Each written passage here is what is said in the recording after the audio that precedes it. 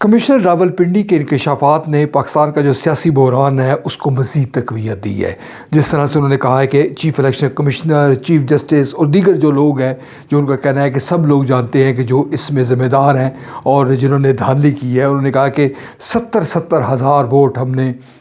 جو ہے وہ زیادہ اضافی ڈالا، ہم نے موریں لگائیں، اور آج میں اپنے ضمیر کے بوجھ کو ہٹانے کے لیے میں نے یہ انکشافات کی ہیں۔ پھر کوئی یہ کہنا ہے کہ میں اپنے آپ پولیس کے حوالے کر رہا ہوں، میں نے خودکشی کی بھی صبح کوشش کی ہے، پر میں نے کہا میں کیوں حرام موت مروں، میں یہ تمام جو چیزیں ہیں، تمام جو راز ہے وہ قوم کے سامنے رکھوں۔ پاکستان کی جو اس وقت سیاسی صورتحال ہے وہ اس میں تلاطم ہے، اس میں بحران ہے، اور اس میں جو موجودہ الیکشن ہے اس کے حوالے سے بڑا سوال ہے، اور جو ہمارے قومی انسٹیٹیوشنز ہیں ان پر بھی سوالات اٹھ رہے ہیں۔ اب جو چیف الیکشن کمشنر ہے اس کا جو معاملات ہیں ان کو کیا رنگ دیا جائے گا، یقیناً یہ کوئی ڈھکی چھپی بات نہیں ہے۔ ہو سکتا ہے یہ کہا جائے کچھ ہی دیر کے بعد شام کو یا کسی دوسرے دن کہ جناب ان کو بلیک میل کیا گیا تھا، ان کا ذہنی توازن ٹھیک نہیں ہے، وہ جناب کسی دباؤ میں آ گئے تھے، پاکستان تحریک انصاف نے یہ کام کیا، غرض مختلف منہ اور مختلف باتیں۔ پاکستان میں اب تک یہی ہوتا چلا آ رہا ہے کہ اگر کوئی شخص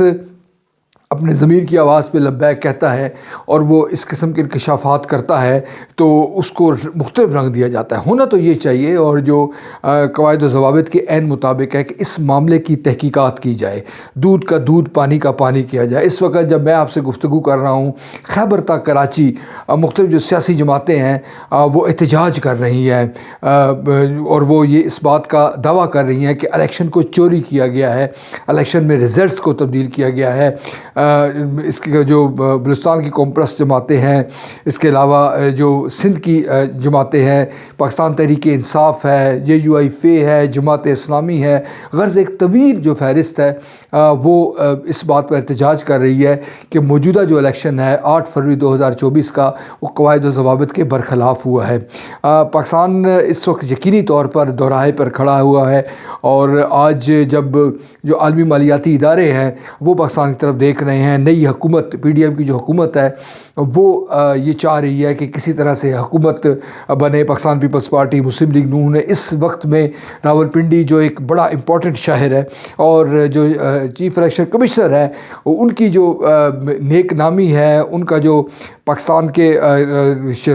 حوالے سے، شہر کے حوالے سے جو ان کی خدمات ہے وہ کسی ڈھکی چھپی نہیں ہے۔ آج بھی جب انہوں نے یہ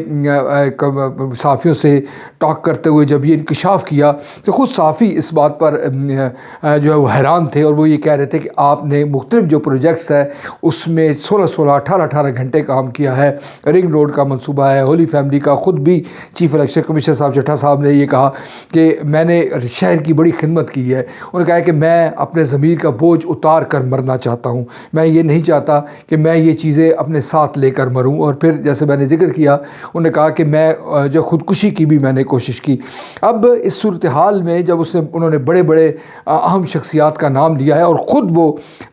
چیف الیکشن کمشنر راولپنڈی ہے، تو اس حوالے سے یقیناً تحقیقات ہونی چاہیے، اور اس معاملے کو نظر انداز کرنے کی ضرورت نہیں ہے۔ جو معاملہ ہے وہ یہ ہے کہ ہم نے اپنی غلطیوں سے سیکھنا ہے۔ اگر کہیں بھی کوئی کوتاہی ہوئی ہے تو ہمیں ریویو کرنا ہوگا۔ ہمارے کسی بھی ذمہ دار سے کوئی کوتاہی ہوئی ہے تو ہمیں اس کو قالین کے نیچے ڈالنے کی بجائے اگر ہم اوپنلی اس کی تحقیقات کریں تو یقینی طور پر